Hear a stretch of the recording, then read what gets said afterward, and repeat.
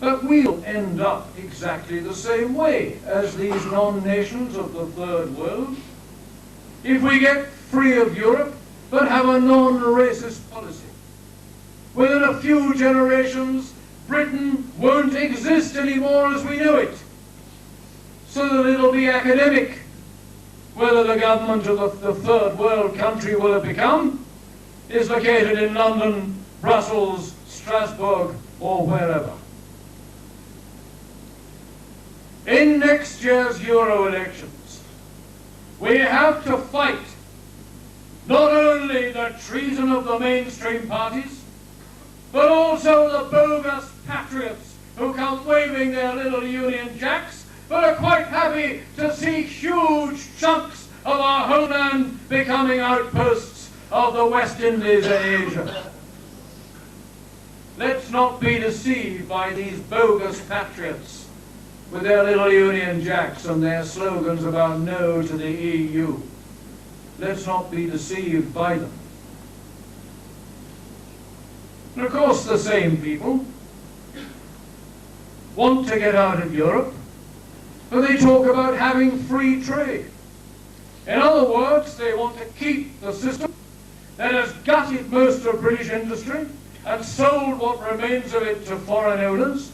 They want to keep a system that's turned what used to be the workshop of the world into one of the world's most lucrative pools of coolie labor.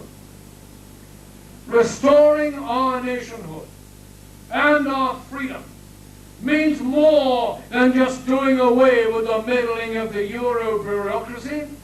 It means taking back British industry under British ownership and control, and then reconstructing British industry to produce for the British people the goods we now import by the billionfold from overseas.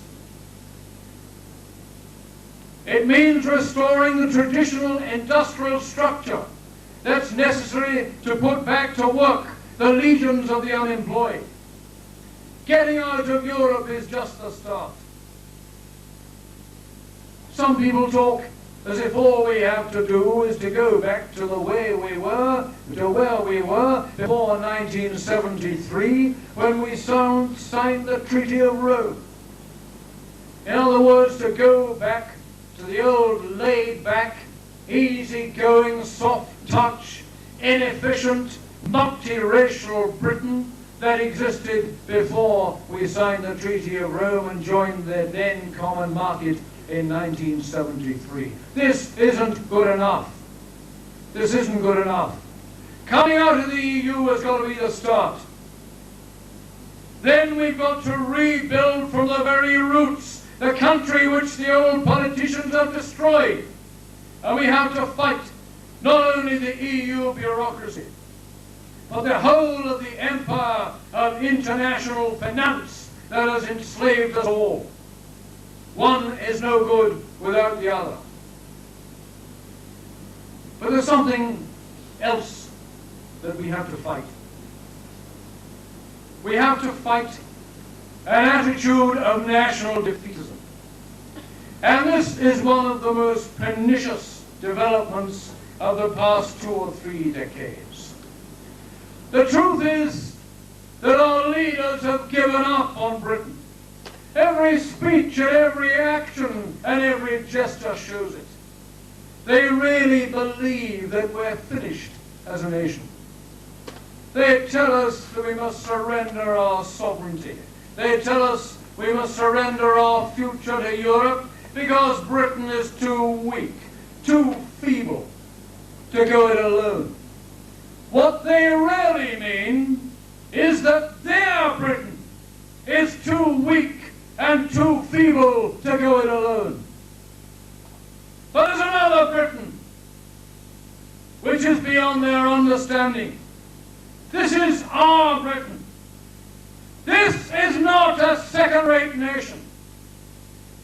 Across the ages, over hundreds of years, again and again and again, this nation has stood alone against all comers, and survived and come through. Again and again, this people has taken its destiny into its own hands, and by its own fighting spirit